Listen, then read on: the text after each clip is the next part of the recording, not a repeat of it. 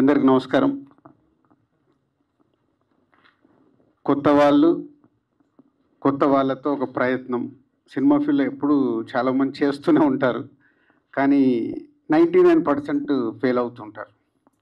ఒక 1% success percentage కొత్త వాళ్ళతో చేసేది.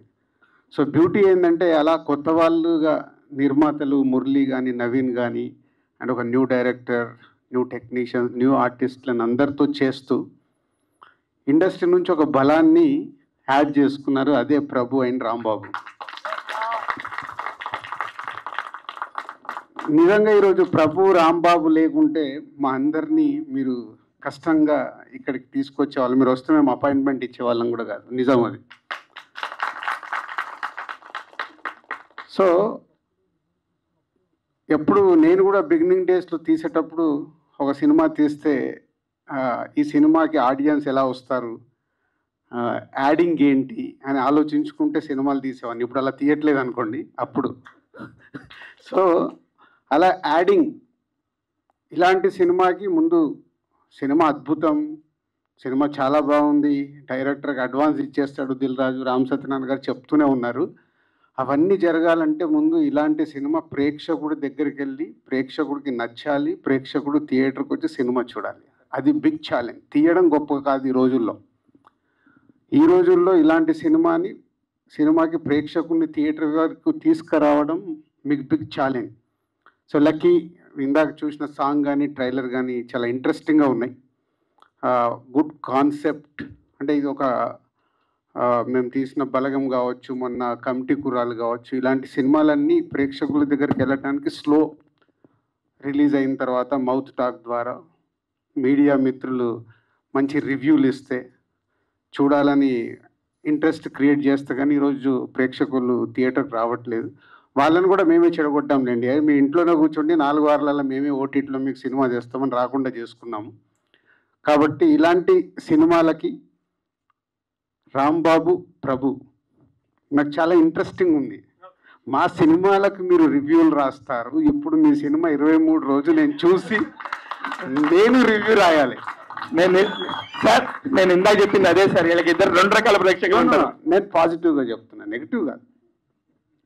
అంటే నేను రాంబాబు గారు అండ్ ప్రభు గారు వచ్చి నన్ను ఇన్వైట్ చేసినప్పుడు నాకు అంటే ప్రభు గారు రెగ్యులర్గా కలుస్తుంటారు, రాంబాబు గారు కేబీఆర్ వాక్లో కలుస్తుంటారు, అప్పుడప్పుడు పిలిచి మాట్లాడుతుంటాను. అలాగే సరే ఇట్లా ఒక చిన్న సినిమాకి ఎగ్జిక్యూటివ్ ప్రొడ్యూసర్గా చేస్తానని చెప్పడం జరిగింది. అంటే మీరు ఇన్ని రోజులు ఒక సినిమాని చూసి ఇక్కడే ప్రేక్షకుల్లా కూర్చి బయటకు వచ్చి ఆ సినిమాని అనాలిసిస్ చేసి రివ్యూలు రాస్తారు. నేను ఎప్పుడు చాలా మీటింగ్లలో రివ్యూస్ రాసే వాళ్ళని అడుగుతుంటాను, స్క్రిప్ట్ ఇస్తాను మీరు చెప్పగలుగుతారా అని. నిజంగా ఇప్పుడు ఆ ఎగ్జైట్మెంట్ ఉంది నాకు. మీరు తీశారు కాబట్టి, మీరు దీంట్లో పార్ట్ అయ్యారు కాబట్టి, ఇప్పటి వరకు చూస్తుంటే కాంటెంట్ చాలా పాజిటివ్గా ఉంది. ఇంతమంది కొత్త వాళ్ళ వెనకాల మీరుండి కంప్లీట్ చేశారు కాబట్టి చూడాలి. నాలాంటి వాళ్ళు నిర్మాతలు, సో మీడియా వాళ్ళు సపోర్ట్తో ఈరోజు వస్తున్న సినిమాని, మంచి సినిమా అయితే మనము ముందుకు వచ్చి రేపు సపోర్ట్ చేయాలి. ఇలాంటి చిన్న సినిమాకి నేను ఫస్ట్ పర్సన్గా ఉంటాను ఇలాంటి చిన్న సినిమాని సపోర్ట్ చేయడానికి. రాంబాబు గారు అండ్ ప్రభు గారు థ్యాంక్ యూ. అంటే మీ అందరికీ తెలిసి ఏదైనా చిన్న సినిమా ఇంట్రెస్టింగ్ ఉందంటే నేను సపోర్ట్ చేయాలని ఎప్పుడు కోరుకుంటాను. మేము వచ్చింది అక్కడి నుంచే కాబట్టి. So all the best whole team. నాకు సినిమా ఎప్పుడు చూపిస్తారు? ఎనీ టైం మీరు అట్లా సెలబ్రిటీ షోకి వస్తారు రాజు గారు. మీరు ఏ షో ఉన్నా నాకు ముందు చెప్పండి, చూసి నేను ఆ రోజు కూర్చొని సినిమాకి రివ్యూ రాస్తాను.